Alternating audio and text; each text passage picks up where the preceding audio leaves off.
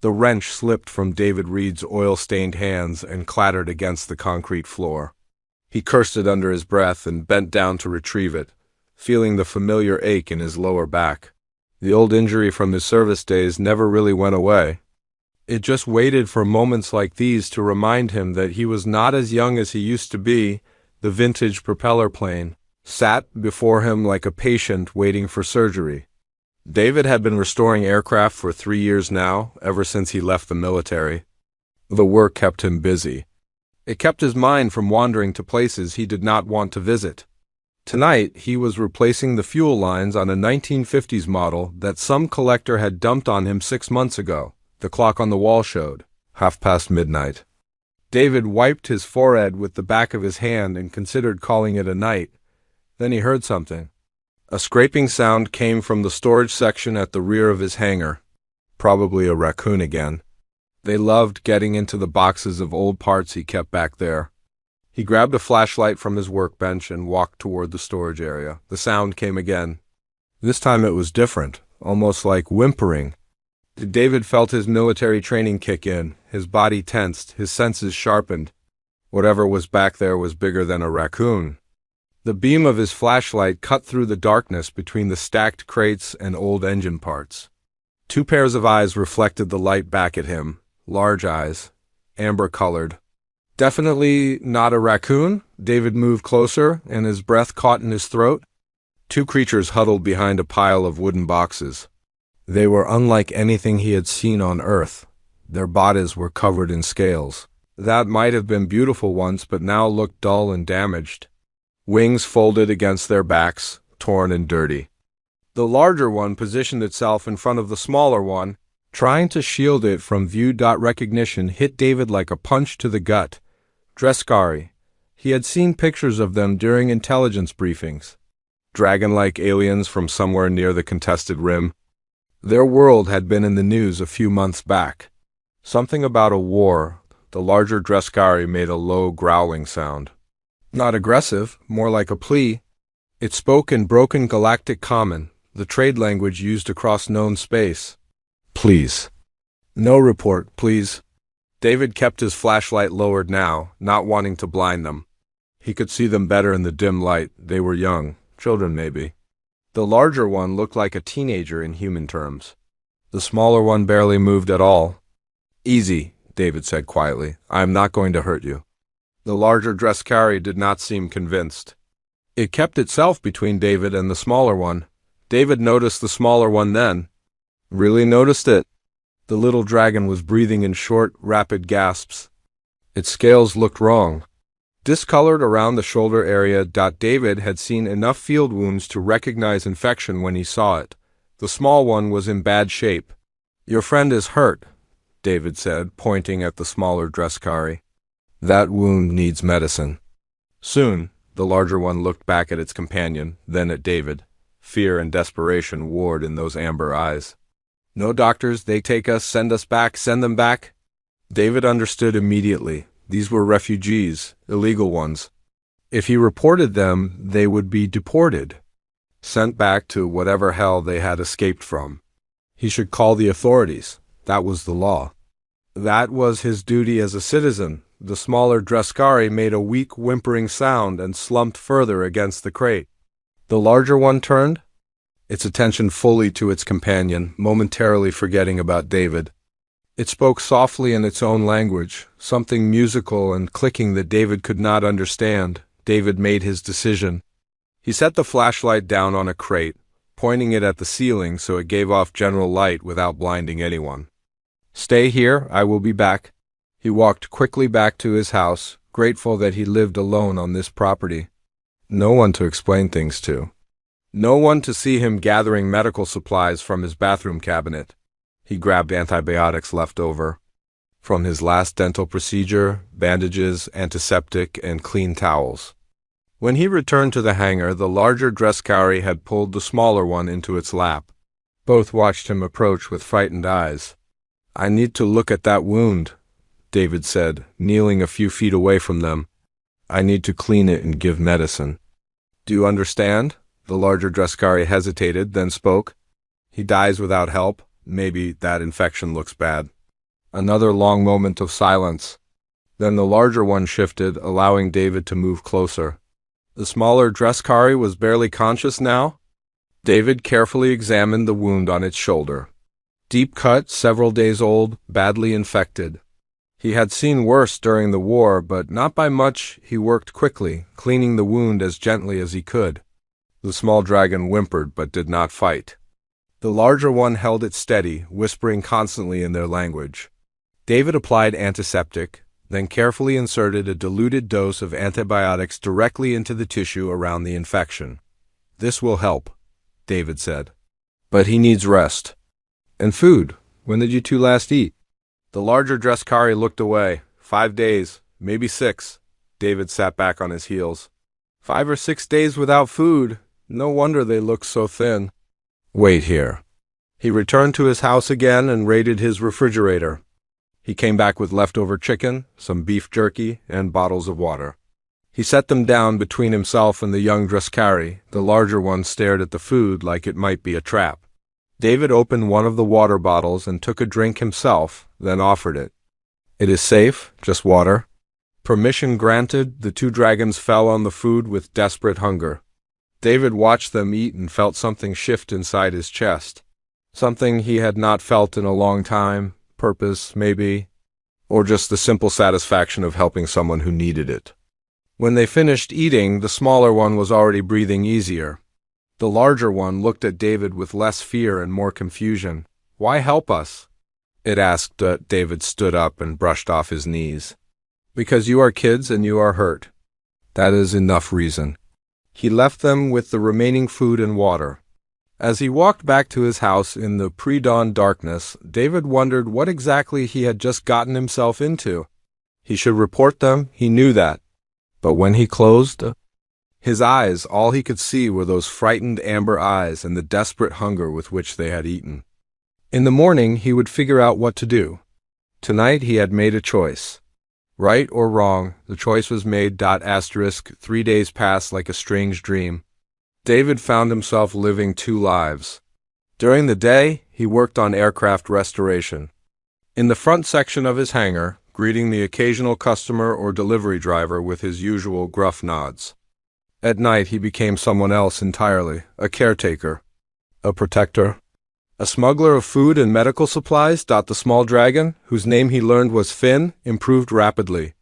The infection responded to the antibiotics, and the torn wing began to show signs of healing.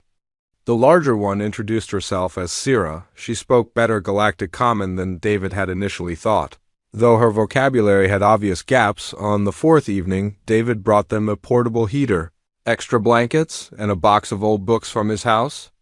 Sira watched him set up the heater with cautious gratitude. "You risk much," she said. "Why continue?" David shrugged. "You need help. I can give it. Not complicated." Others would not agree. "The news says we are criminals." She was right about that. David had been watching the broadcasts. The Galactic Council was cracking down on unauthorized refugees, deportation, detention, rewards for information. The whole system seemed designed to hunt down people like Sira and Finn. Finn was examining one of the books David had brought. It was a picture book about airplanes. The young dragon traced his claw over the images with fascination. "He likes flying things," Sira explained. "Before the war, he would watch ships take off from our city. He wanted to be a pilot. What happened?" David asked, though he was not sure he wanted to know the answer. Sira was quiet for a long moment. When she spoke, her voice was flat, empty of emotion. "The hegemony came 6 months ago. They said we attacked their colony ships. We did not. But they came anyway. Big ships, many soldiers." David had heard this story before in different forms from different people. He had seen it during his own service. Powerful nations always had excuses for what they did to weaker ones. "Our parents hid us," Sarah continued, "put us on a smuggler ship. We heard the explosions when the ship launched. Our whole district was burning." Finn made a small sound and pressed closer to his sister. Sira wrapped a protective wing around him. "The smuggler brought us here. To Earth, but when your authority started searching cargo ships, he left us.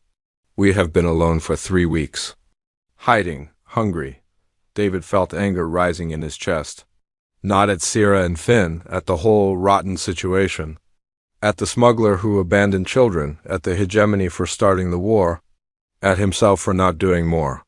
You are not alone anymore, he said. Over the following days, David established a routine. He brought his old tablet loaded with children's movies and educational programs. Sierra proved to be remarkably intelligent. She absorbed English at an incredible rate, switching from broken common to simple English sentences within a week. Finn was different, more reserved, more damaged, but he came alive around machines. David started letting him watch when he worked on the planes. The young dragon asked questions in his own clicking language, which Sierra translated. Questions about engines and wing designs and fuel systems. One evening, Finn sneezed while David was explaining how a carburetor worked. A small jet of flame shot from his nostrils and singed the workbench. David jumped back in surprise. Finn immediately curled into a ball, trembling. Sorry. Sierra said quickly, moving between David and her brother. He cannot control it yet. Young Dreskari have accidents. Please do not be angry. David looked at the small scorch mark on his workbench, then at the terrified young dragon. He laughed. Actually laughed. It felt strange. He had not laughed in months. It is fine, David said, waving his hand dismissively. Just fire. I have an extinguisher right there, no problem. Sierra stared at him like he had grown a second head. You are not afraid? We were taught that humans fear our fire. That you would hate us for it. Who taught you that? Everyone, our teachers. The hegemony propaganda. Even the smuggler said it. David knelt down so he was at eye level with Finn, who was still curled up tight. Hey, look at me. The young dragon peeked out from behind his wings. Fire is just fire. I have seen much scarier things than a sneeze. You are fine. Something changed in that moment. David could see it in Sierra's eyes. The last wall of distrust crumbled. That night, for the first time, she allowed herself to sleep while David was still in the hangar. 2 months passed. The hangar became a home. David installed a partition wall to create a private space for Sierra and Finn. He brought more books, more movies, more food. He taught them about Earth history and human customs. They taught him about Dreskari culture, their meditation practices involving controlled breathing of flame, and the proper way to groom scales. David found himself looking forward to evenings in the hangar. Finn would help him with repairs, learning tool names and mechanical principles with enthusiasm that reminded David of his own younger self. Sierra studied everything she could find. About human law and politics, always preparing, always thinking ahead. The young dragons grew stronger. Their scales regained their natural iridescence, shifting colors in the light. Blue and silver for Sierra, bronze and green for Finn. They laughed now. They played. They felt safe. David's life changed too. The chronic pain that had plagued him seemed less important. The nightmares from his service days came less frequently. He had a reason to get up in the morning beyond just existing. One afternoon, his old military buddy Russell called to say he was in the area and wanted to visit. David felt his stomach drop. Sure, he said, trying to sound casual. When? Tomorrow afternoon work for you? David had no choice but to agree. He spent the next 12 hours hiding every trace of Sierra and Finn, blankets, books, food bowls, everything went into sealed storage containers. The dragons themselves squeezed into the cramped crawl space beneath the hangar. Russell arrived at 3 in the afternoon. He was a big man with an easy smile and sharp eyes that missed nothing. They talked about old times, about mutual friends, about nothing important. David felt like he was walking on a tightrope. Then Finn sneezed in the crawlspace. The sound echoed up through the floorboards. A muffled roar that definitely did not sound like any normal animal. Russell paused mid-sentence. What was that? David forced a laugh. Oh, that I got an iguana. Exotic pet thing, big guy. Makes weird noises. An iguana. Yeah, probably thinks he is a dinosaur or something. Russell gave him a long look but did not push it. They talked for another hour, but the easy atmosphere was gone. When Russell finally left, he paused at his truck. David, if you need help with anything, you know I am here, right? I know. Thanks. After Russell drove away, David let Sarah and Finn out of their hiding spot. They were cramped and scared. Finn was shaking. David sat down hard on his workbench stool. His hands were trembling too. That had been too close. Way too close. Sarah sat beside him, her scaled hand resting gently on his shoulder. We bring danger to you. No, David said firmly. You bring me purpose, big difference. That evening they sat together in their makeshift living space. Finn fell asleep curled against David's side, still exhausted from hours of hiding. Sarah watched the news on the tablet, her face troubled. They are making new laws, she said quietly. Stricter deportation rules? More rewards for reports? David looked down at Finn, sleeping peacefully for the first time in hours. Then at Sarah, who had become like a daughter to him. Not by blood, but by choice. By shared meals and late-night conversations and the simple act of caring. We cannot hide forever, Sarah said. I know, David took a deep breath. I know someone, a lawyer. Patricia Young, she handled some cases for veterans. She might help. That is dangerous for you. Yeah, well, most things worth doing are. Sarah leaned her head against his shoulder, a gesture of trust that still amazed David every time. You are strange for a human. I will take that as a compliment. Outside, the Texas sun set behind the hills.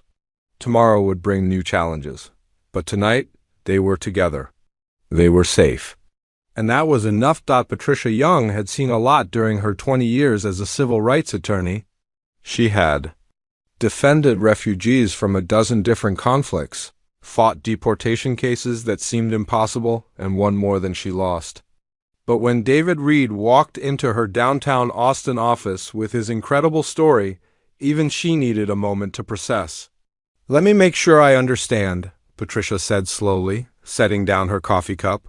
You have been hiding 2 Dreskari refugees in your hangar for 3 months. Yes, 2 juvenile Dreskari who entered the country illegally as stowaways. They did not have much choice in the matter. And you want me to help you file for legal asylum? David met her eyes steadily. I want you to help me keep them safe. However that needs to happen. Patricia leaned back in her chair. She had known David since his discharge from the service. He had been one of the veterans she helped with benefits claims. A good man, quiet, honest, not someone who made rash decisions. David, do you understand what you are asking? The current political climate is hostile to any refugee claims, especially from the contested rim. The hegemony has significant influence with the Galactic Council. I know. If we file for asylum and lose, they will be deported immediately. Probably to hegemony custody. And if we do nothing, they live in hiding forever. That is not living. Patricia studied him for a long moment. She saw the determination in his eyes. This was not a man looking for an easy way out. This was a man who had already decided what was right and was prepared to fight for it. I will need to meet them, she said finally. That evening, Patricia followed David to his property. She had prepared herself for many things, but seeing 2 young Dreskari in person still took her breath away.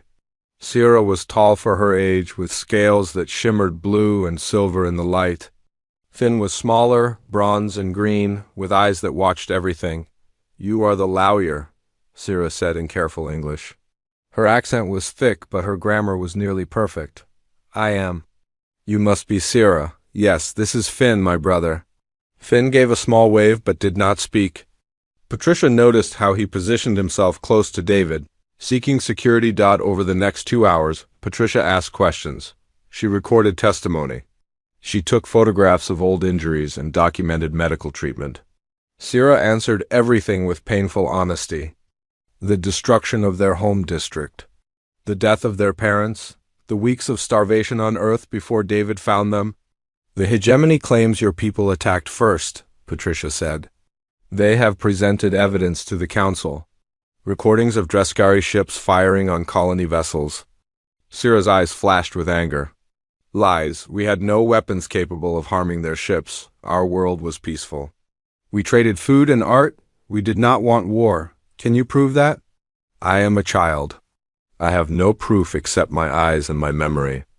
Is that not enough? Patricia wished it was. She really did. In court, we will need more, but I will find it. If evidence exists, I will dig it up. She spent the next 3 weeks doing exactly that. She contacted other civil rights organizations. She reached out to independent journalists who had covered the Dreskari conflict. She found refugee advocacy groups operating quietly across Earth. What she discovered made her blood run cold. The hegemony had not just invaded the Dreskari homeworld. They had systematically targeted civilian centers. They had bombed schools and hospitals. They had rounded up survivors and shipped them to unknown facilities. And the Dreskari who escaped were being hunted across the galaxy. But more than that, Patricia found hints of something darker. Reports from other species about hegemony research programs. Whispers about biological experimentation, nothing concrete.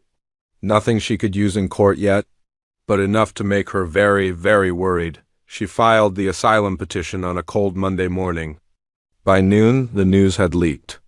By evening, it was everywhere. David's property was surrounded by news vehicles and protesters by the next morning. Some people held signs supporting the young Dreskari. Others demanded their immediate deportation. The whole situation balanced on a knife's edge.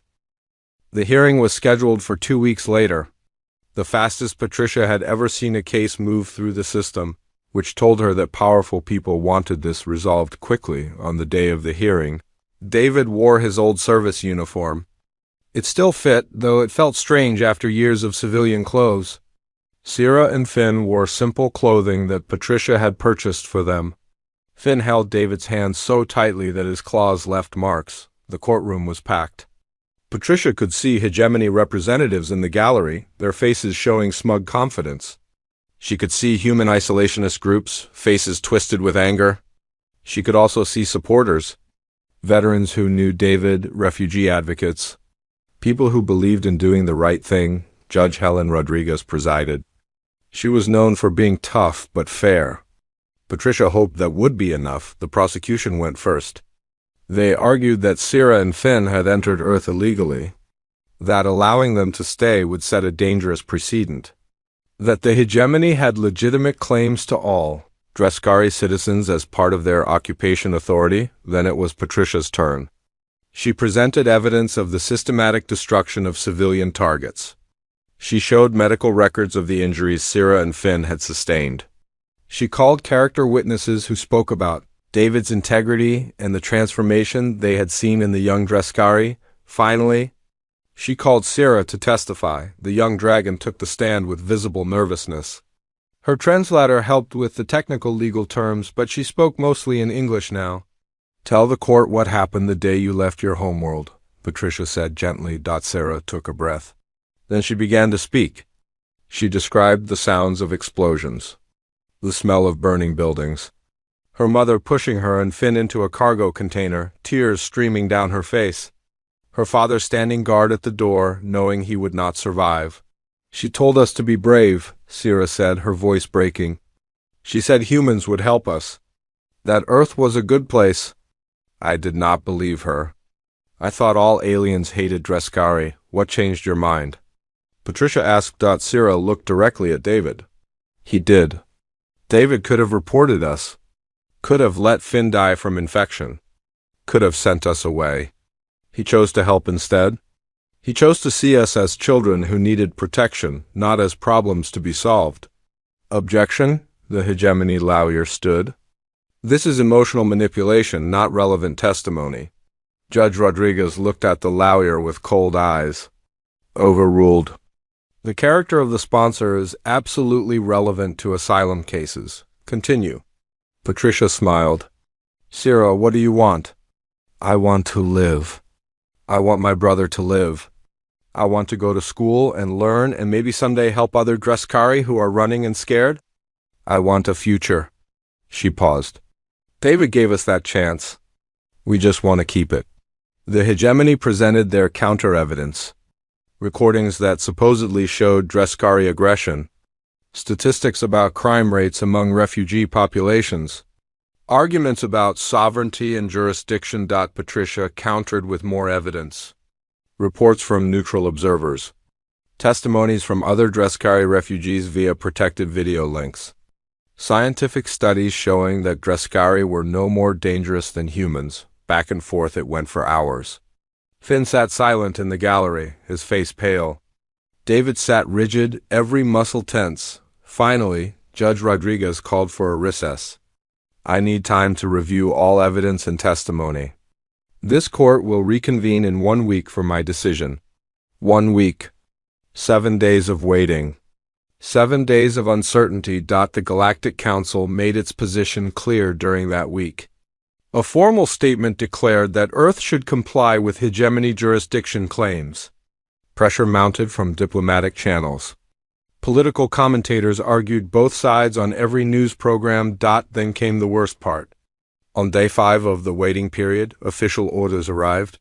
Sierra and Finn were to be placed in Galactic Council custody pending the final decision. Protective custody, they called it. But Patricia knew what it really was: leverage, control, a way to ensure compliance. The enforcement agents arrived at David's property the next morning. They were polite but firm. They had legal authority. There was nothing David could do. Sierra did not fight. She held Finn's hand and walked calmly to the transport vehicle. But as she passed David, she whispered something in Dreskari. David did not understand the words, but he understood the meaning. Trust me. Keep fighting. The vehicle drove away. David stood in his empty hangar and felt the weight of every decision he had made crushing down on him. Patricia put a hand on his shoulder. We are not done yet, she said, but watching them disappear down his driveway, David wondered if he had made a terrible mistake. If trying to do the right thing had just led those kids into something far worse. He found one of Finn's drawings later that evening. A picture of the 3 of them standing in front of the hangar. Crude lines and simple shapes. But the meaning was clear. Family. David taped it to his refrigerator and made himself a promise. Whatever happened next, he would not let them down. The Galactic Council detention facility looked clean and professional from the outside. White walls. Security checkpoints. Official bureaucrats in neat uniforms. David visited every day during the permitted hours. Every day he watched Sierra and Finn become smaller versions of themselves. The first visit had been the hardest. Sierra tried to be brave, speaking calmly through the transparent barrier. But David could see the fear in her eyes. Finn would not speak at all. He just pressed his small hand against the barrier, and David matched it from his side, wishing he could do more. By the second week, the changes were obvious. Finn had stopped eating properly. Sierra's scales were losing their luster. They were regressing, becoming the frightened refugees David had first found in his hangar. All the progress, all the healing, was unraveling. They wake up screaming, Sierra told him during one visit. Her English was still good, but her voice was flat, dead. Finn thinks we are back on the smuggler ship. Sometimes I think so too. Patricia is working on it, David said, trying to sound hopeful. The judge will make her decision soon. Will it matter? The hegemony has already decided our fate. David had no answer for that. Patricia was indeed working. She was digging deeper into the hegemony's background than anyone had before. What she found made her call an emergency meeting with David at a secure location. They met in a parking garage at midnight. Patricia looked exhausted with dark circles under her eyes. I found something, she said without preamble. Something big. The hegemony's invasion of the Dreskari homeworld was not about territory or resources. Then what? Biology. The Dreskari have unique regenerative capabilities. Their bodies can heal from injuries that would kill most species. Their mental resilience is extraordinary. The hegemony wants to study them, harvest them, use them to enhance their own soldiers. David felt cold spread through his chest. You can prove this? I have testimony from 3 other species who experienced similar programs. I have financial records showing funding for biological research facilities. I have satellite images of construction on worlds where Dreskari refugees disappeared. But I do not have smoking gun evidence. Not yet. What do we need? Someone on the inside. Someone willing to testify directly about what the hegemony is doing. Patricia paused. David, there is more. I checked the facility where Sarah and Finn are being held. They have been taking regular tissue samples from both of them. For medical evaluation, they claim. David's hands clenched into fists. They are already studying them. I think so. And if the asylum claim is denied, they will be transported to hegemony custody within 48 hours. That night, David received an anonymous message on his personal device. No sender information. Just text. If you want them to survive, withdraw the asylum case. This is your only warning. He showed it to Patricia the next day. She was not surprised. They are getting nervous. That means we are getting close to something they want hidden. But close was not enough. 2 days later, David's hangar was vandalized. Paint sprayed across the walls. Anti-alien slogans, threats, the local police investigated, but found nothing useful. Russell showed up the next morning with supplies to help clean up. He worked in silence for a while, then spoke quietly. I know what you are hiding. Have known for months? David stopped scrubbing. Russell, I can explain. Do not bother. I ran those amber eyes through some databases. Matched the timeline. Figured it out. Russell continued cleaning. Question is, what are you going to do about it? What can I do? They are in custody. The whole system is against us. Russell set down his brush. I have been tracking some vehicles near your property. High-end surveillance gear. Not local police. Not even federal. Galactic Council contractors, if I had to guess. They are watching you. Probably listening too. So when they move Sierra and Finn, they will not be expecting trouble from a washed-up veteran and his paranoid buddy. Russell smiled grimly. Unless that veteran has friends who remember what it means to protect people. David stared at his old friend. You are talking about extraction.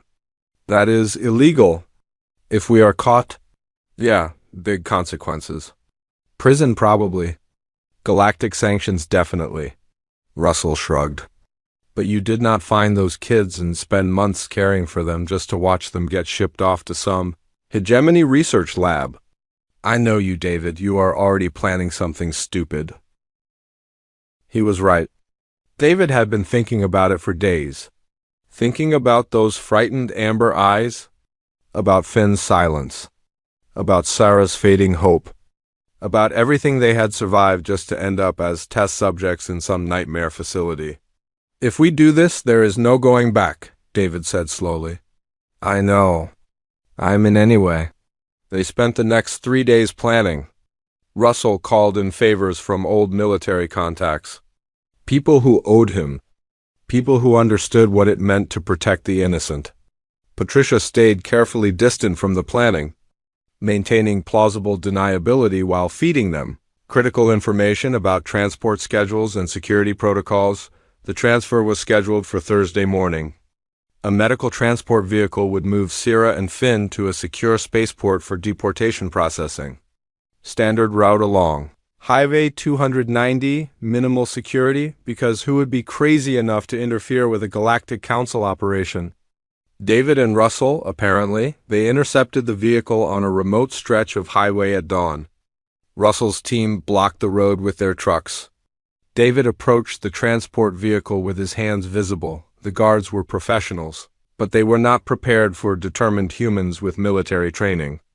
No shots were fired. No one was seriously hurt.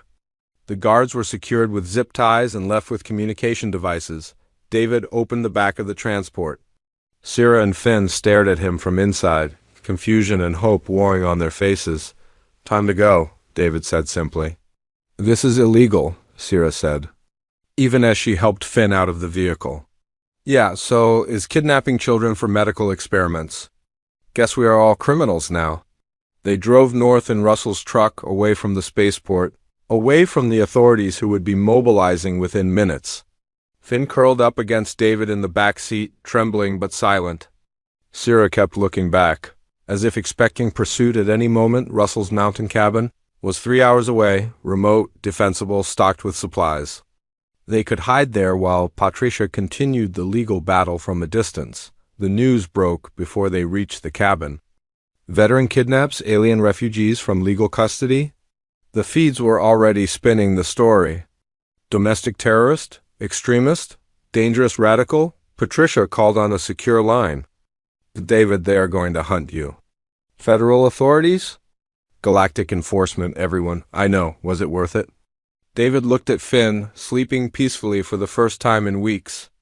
At Sierra, who was looking at him with something like wonder. Yeah, he said. It was... At the cabin, Russell set up perimeter sensors while David got Sarah and Finn settled inside. The place was rustic but comfortable. Better than a detention cell by miles. That evening, they sat around the fireplace. Finn was more alert now, asking quiet questions about what would happen next. Sarah was processing everything, her quick mind already working through scenarios. You gave up everything for us, she said to David. Your home? Your freedom. Your life. No, David corrected gently. I traded one life for a better one. Not the same thing. Russell came in from checking the perimeter. News is saying Patricia just released a ton of evidence to the media. Documentation about hegemony research programs. Testimony from other species. It is going viral. David pulled up the news feeds on his tablet. Patricia had done it. She had released everything she found, damn the consequences.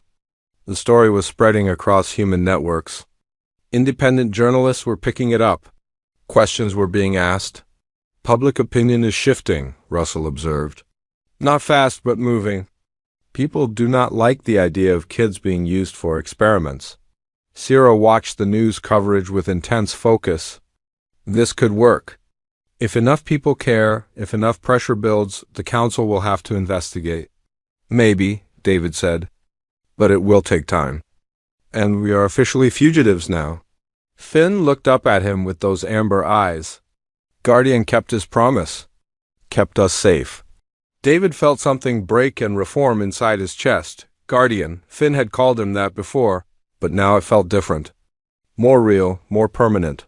Yeah, kid. I did. Outside, the sun set over the mountains. Inside, a makeshift family tried to figure out their next move. The fight was far from over. But for tonight, they were together. They were safe. And sometimes that had to be enough. 1 week in the mountains changed everything and nothing. The cabin was safe but felt like a cage. David taught Sarah and Finn basic wilderness skills, showing them which plants were edible and how to read weather patterns. Finn loved it, exploring the forest with careful enthusiasm. Sarah remained vigilant, always watching for threats. Russell handled security and supply runs. He traveled into town for groceries and news, always careful, always alert. Each time he returned, the news got stranger. Patricia's evidence is spreading, Russell reported on day 5. Major human news networks are running stories. Independent investigators are digging into hegemony facilities. There are protests outside Galactic Council buildings. What about the authorities? David asked. Still looking for you? But the manhunt is getting complicated. Too many people asking questions about why a veteran would risk everything for 2 refugee kids. David watched Sierra and Finn through the cabin window. They were practicing controlled fire breathing, a meditative technique Sierra was teaching her brother. Small, precise flames that hurt no one. Beautiful and controlled. They are good kids, Russell said quietly. Worth the trouble. Yeah, they are. On day 8, Patricia made contact through encrypted channels. Her voice was tense. David, we have a problem. The Galactic Council is pushing hard for your arrest. But that is not the real issue. I have been getting reports from my refugee network. Other Dreskarian hiding across Earth, they are scared. Scared of what? Scared of being next.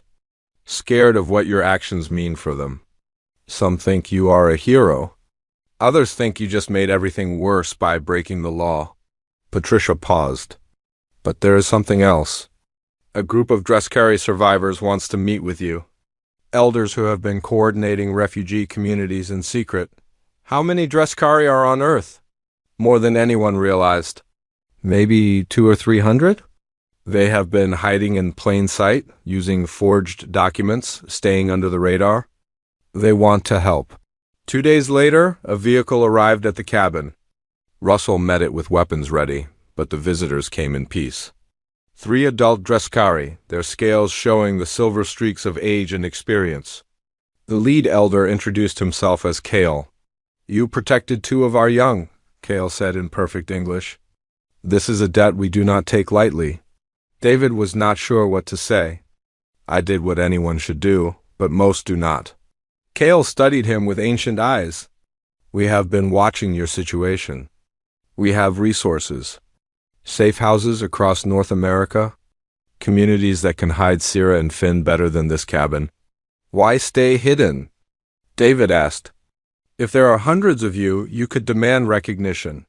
Rights, and risk deportation for all? The young ones especially would suffer." Kale looked toward the cabin where Sierra and Finn were watching cautiously from the window. "But perhaps your actions have created opportunity. Patricia's evidence is forcing questions. If enough pressure builds, perhaps change becomes possible." "What are you suggesting?" "A choice. We can take Sierra and Finn into our community. Hide them properly. Give them a life among their own people." Kale paused. "Or you can continue fighting publicly. Risk everything for a legal precedent that might help all of us." David felt torn. Safety for Sierra and Finn versus the chance to change things for all Dreskari refugees. There was no easy answer. That evening he discussed it with Sarah. She listened carefully, her expression thoughtful. "What do you want?" David asked. "I want Finn to be safe. But I also want him to have a future. A real one. Not hiding forever." Sierra met his eyes. "I think we should fight. But together. Not you taking all the risk. You are kids. This should not be your burden. We stopped being children when our parents died. We survived smuggler ships and starvation and detention. We can handle this fight." She was right, David realized. Sierra had grown up fast, too fast, but she had grown strong in the process. Treating her like a helpless child would be an insult to everything she had survived. "Okay," he said. "We fight together." Patricia negotiated the terms. David would agree to a public hearing if certain conditions were met. Full media access. Independent observers. And most importantly, a promise that Sarah and Finn would not be separated from David. Regardless of the outcome, the Galactic Council refused initially. But the public pressure was building. The evidence Patricia released had sparked investigations across multiple worlds. The hegemony was facing scrutiny it had never experienced before. They needed to resolve the David Reed situation before it became an even bigger problem. Finally, a deal was reached. David would turn himself in. A new hearing would be held with expanded evidence. And critically, the testimony of other Dreskari survivors would be permitted. "This is risky," Russell warned. "They could be setting a trap?" "Probably are," David agreed. "But staying hidden is not sustainable. Either we fight now or we run forever." The return to civilization was surreal. David drove down from the mountains with Sarah and Finn, followed by Russell and a convoy of support vehicles organized by refugee advocates. Media helicopters tracked them from above. Protesters lined the roads, both supporters and opponents. The courthouse was packed. David, Sierra, and Finn entered together, flanked by Patricia and Russell. Security was heavy. Tension was thick enough to cut. Judge Rodriguez looked exhausted. This case had clearly taken its toll on her as well. The expanded hearing lasted 3 days. Patricia presented her evidence about hegemony research programs. Kale and other Dreskari elders testified about their experiences as refugees, about the communities they had built in secret, about the constant fear of discovery and deportation. Other species representatives spoke via video link, describing similar hegemony programs targeting their people. Scientific experts explained Dreskari biology without reducing them to medical specimens.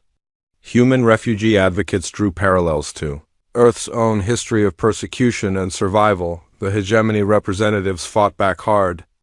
They presented counter-evidence, legal arguments, jurisdictional claims. They argued that David had committed serious crimes that could not be overlooked regardless of his motivations. On the third day, Finn testified. He had refused to speak during the original hearing, but now he stood before the court with quiet determination. His English was better than it had been, though he still struggled with complex words. "I was dying when David found us," Finn said simply. "Infection, starvation, fear, he could have reported us. He chose to save us instead.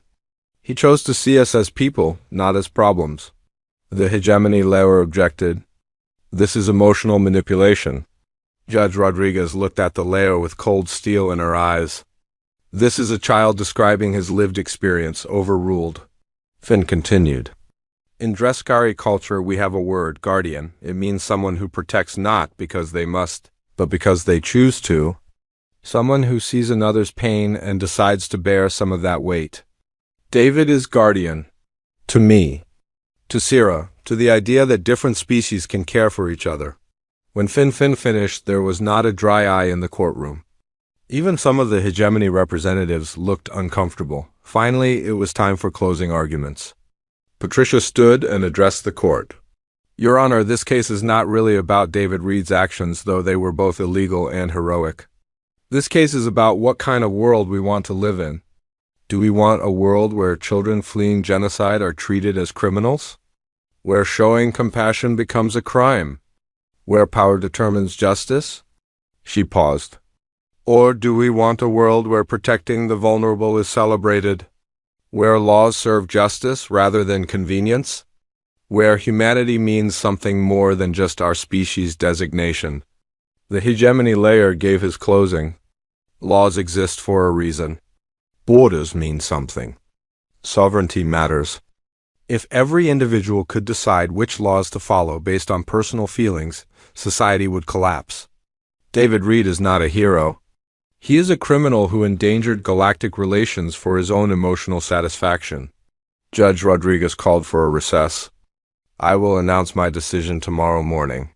That night, David sat with Sarah and Finn in a secured hotel room, surrounded by guards and supporters. None of them slept well. Too much riding on one person's decision. Too many lives hanging in the balance. Russell brought coffee in the morning. "Whatever happens, we have backup plans.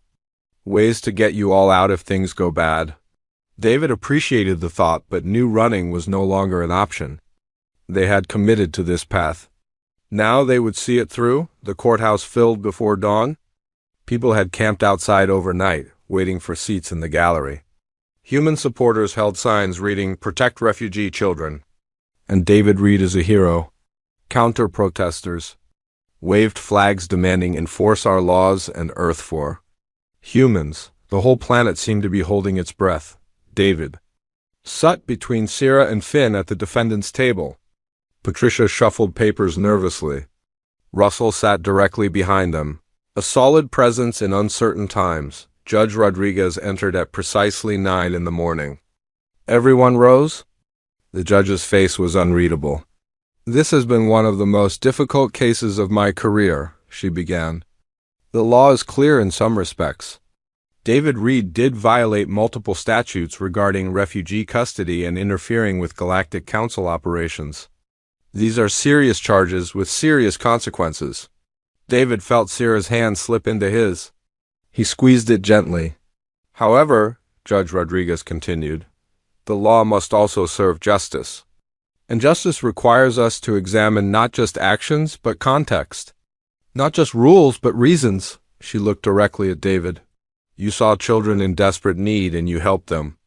You broke laws, yes, but you did so in service of a higher moral imperative." The hegemony lawyer started to object, but the judge held up her hand. "I have reviewed all evidence regarding hegemony activities. While I cannot make determinations about their larger policies, I find sufficient credible testimony to believe that deporting these specific refugees would place them in imminent danger.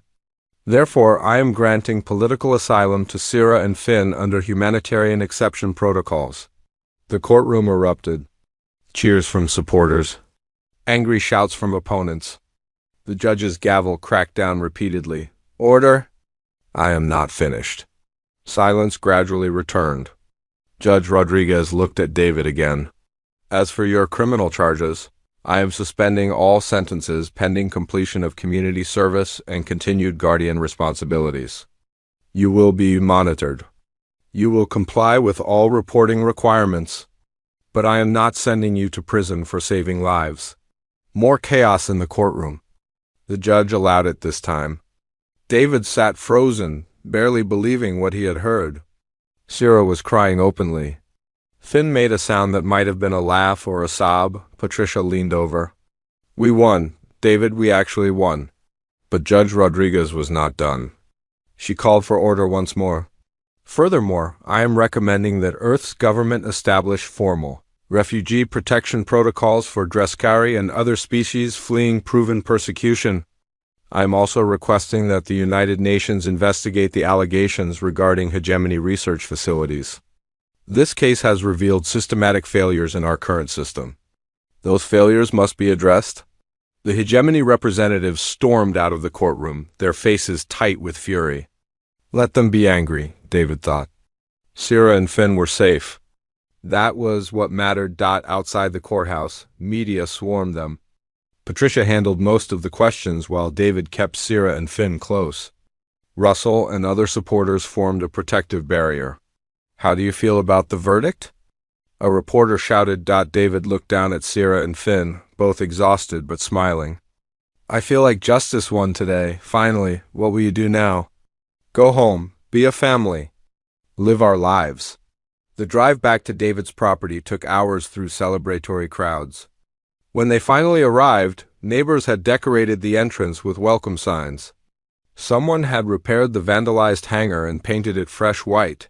That evening, David stood in the hangar with Sierra and Finn, the space that had been their hiding place, their home, their sanctuary. So much had changed since that night 3 months ago when he found 2 starving refugees behind his storage crates. What happens now? Sierra asked. She was always planning ahead, always thinking. Now we figure out normal life, David said.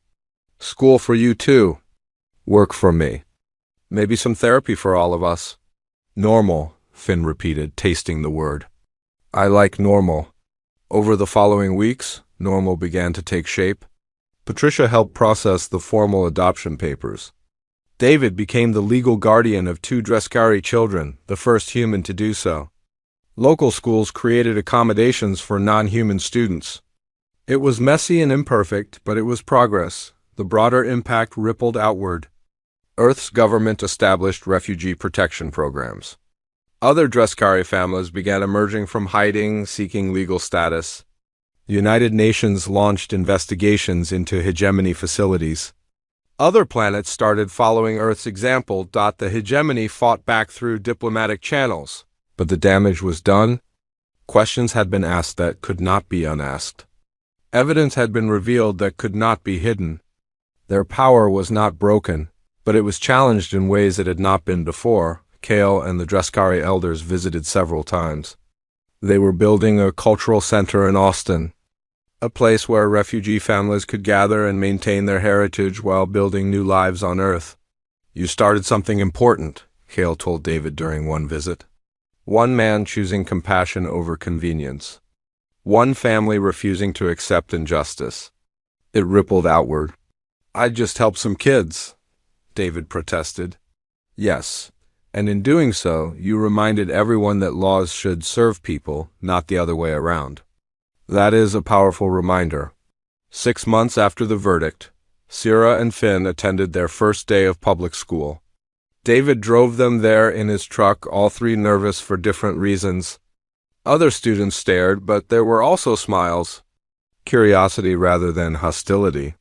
Remember what we practiced, David said as they prepared to go inside. If anyone gives you trouble, find a teacher. Do not handle it yourself. We know, Guardian, Sierra said, using the Dreskari term that had become his title in their little family.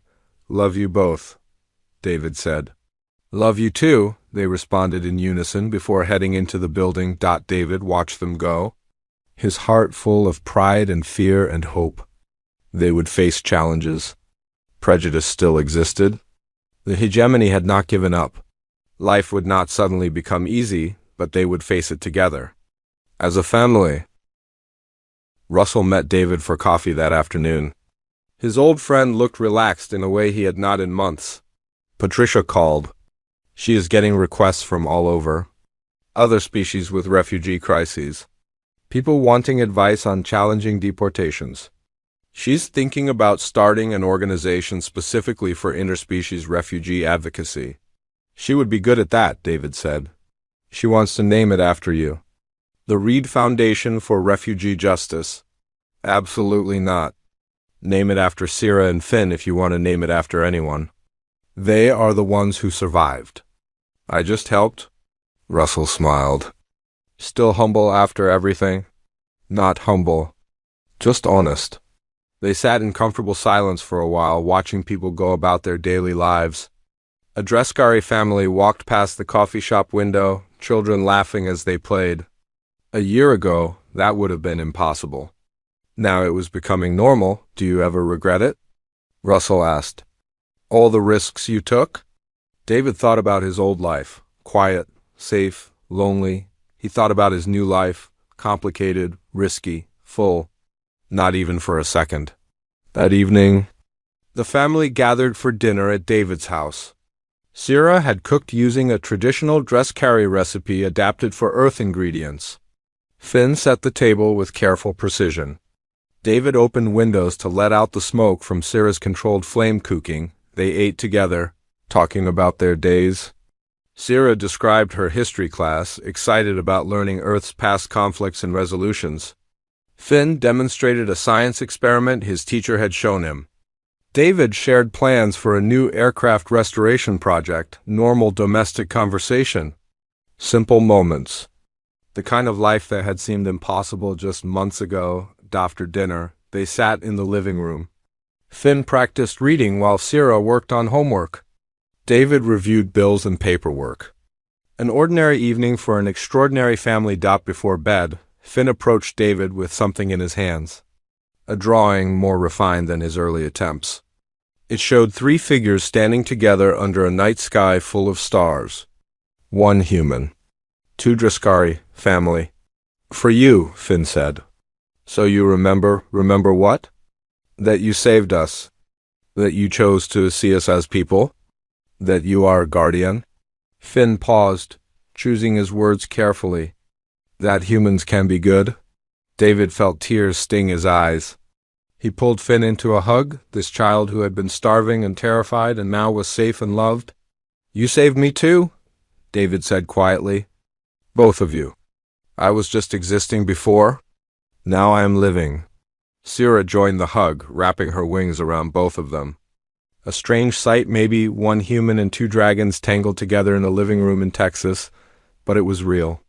It was true. It was home. Later, after Sierra and Finn were asleep in their rooms, David stood in his backyard looking up at the stars. Somewhere out there, other refugees were running. Other families were being torn apart. Other children were afraid and alone. He could not save them all. 1 person could not fix a broken galaxy. But he had saved 2. He had stood up when it would have been easier to look away. He had chosen compassion over convenience, justice over law, love over fear, and maybe, just maybe, that choice had inspired others to make similar choices. To see past differences. To protect the vulnerable. To be better than the worst versions of themselves. That was humanity's real strength, David realized. Not technology or warfare or diplomatic power. It was the simple, revolutionary act of choosing to care. Of seeing another's pain and deciding to help carry some of that weight. Of building bridges instead of walls. 1 choice. 1 moment of compassion. 1 family, ripples spreading outward, inside the house. Sierra and Finn slept peacefully, safe in the knowledge that they were wanted and protected and loved.